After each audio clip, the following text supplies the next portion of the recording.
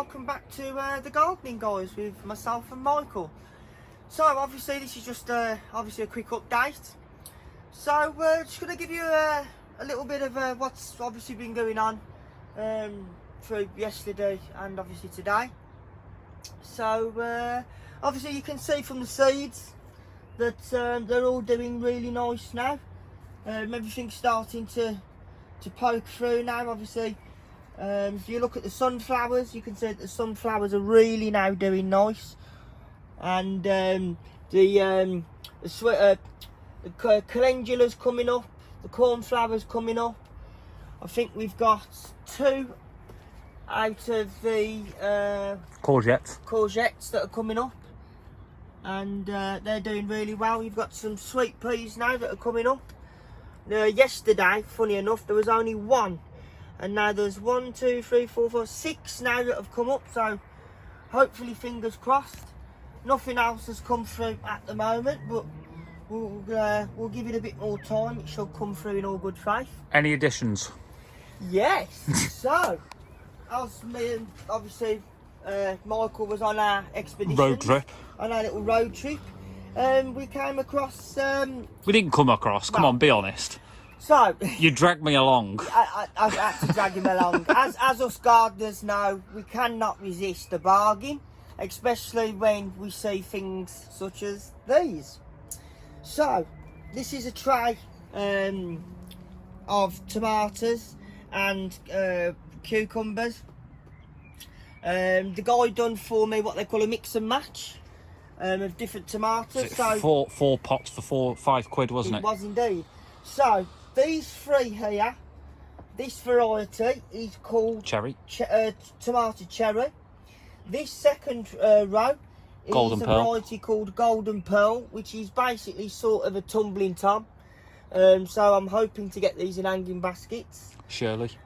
These 3 here are Shirley, which is exactly the same as these ones here, which have really spouted up, really well. They're getting ready to be planted. I can't see that one. This Roma. row here is Roma, which is like a plum tomato. Very good if you're doing pasta bologneses and things like that. And then obviously these cucumbers here are female F1. So them are very big, long cucumbers. I grow them every year, so you can't go wrong. Obviously, I have slightly cheated a bit. I must apologise. I did buy them. The weather at the moment where we are is very, very unpredictable. 1 minute. Look at it today. Today's a prime example. 1 minute it's like mid-20s. Yesterday was really nice, and then today it's been just a complete washout all day. But it wasn't all day. We were walking round. I mean, it was on and off. Yeah, I mean, this morning, it was a bit nippy, and then a few parts of sun throughout the day. It did warm up a tad, and then we got went here cold, and then it started to rain again. So unpredictable at the moment. But you know what they say, April brings the rain, so I'm hoping that next month is definitely a cracker. We've also bought as well some celery. Now obviously, I've never really tried celery. I'm normally put off by the smell, but this year I'm gonna go screw it, and I'm actually going to try it. I did grow it at one point and it went absolutely amazing. And in the end, I didn't really like the smell, so it put me off. Didn't even get to tasting it and gave it away. But this year, it's going to get to the dinner table, 100%. Nice salad with some celery. Indeed. So then, obviously, another little addition, which I didn't pay at all. Another plot holder kindly donated a few more tomatoes. So these tomatoes are Tomato Moneymaker, which is the only tomato I haven't got yet. And then these tomatoes are by Mr. Fothergill's. They're Tigerella, so they actually look like that. So it's like a red tomato with like a yellowy sort of orange pattern inside the tomato. I've never really grew them before.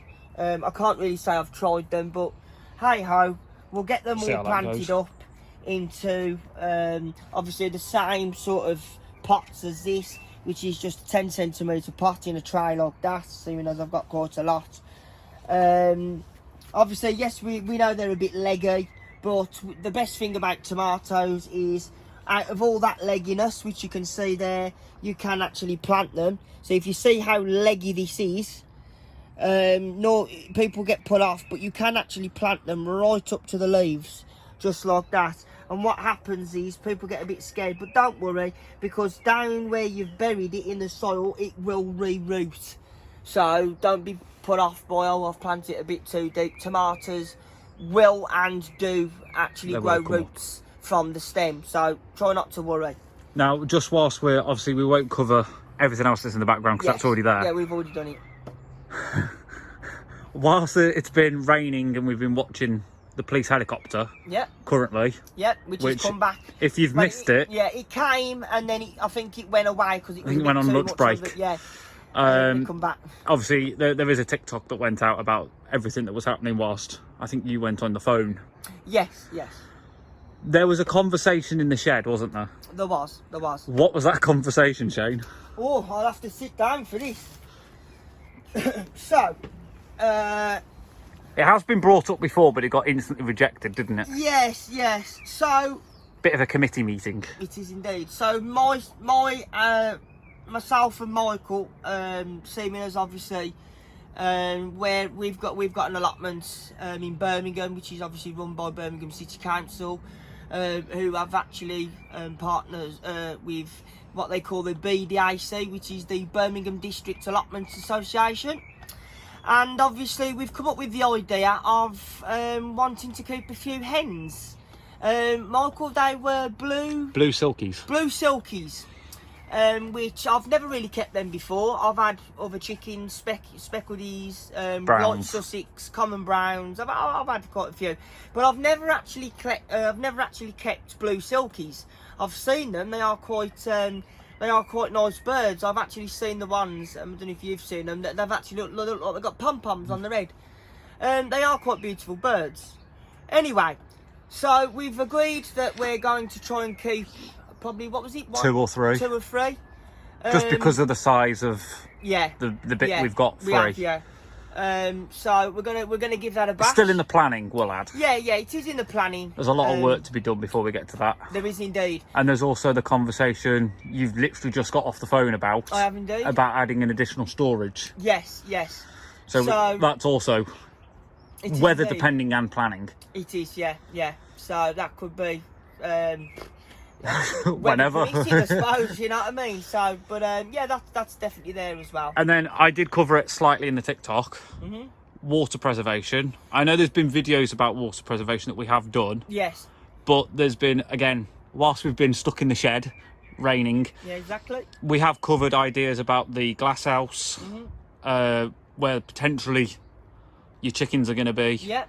and other ways of collecting and storing water, Exactly. but also getting water from the main tank Yes. that people have seen Yeah.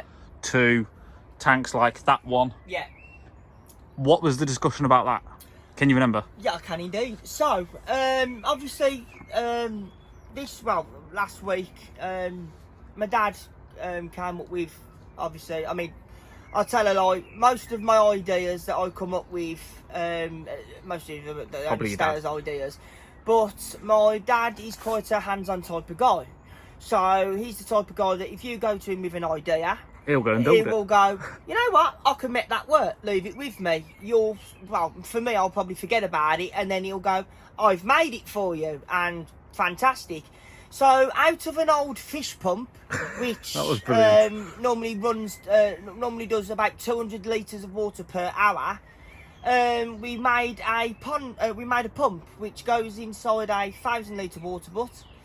And all you do, you connect your hose pipe onto the tap, and that obviously recycled fish tank pump makes the flow come out just a little bit faster. So you're sort of getting the equivalent An effect of a hose pipe, an outdoor what tap. you get out of a normal tap. But the idea is that we connect it through the ground and under some of the slabs on the path, so that it goes into this butt, but then it also connects to the second butt in the other polytunnel.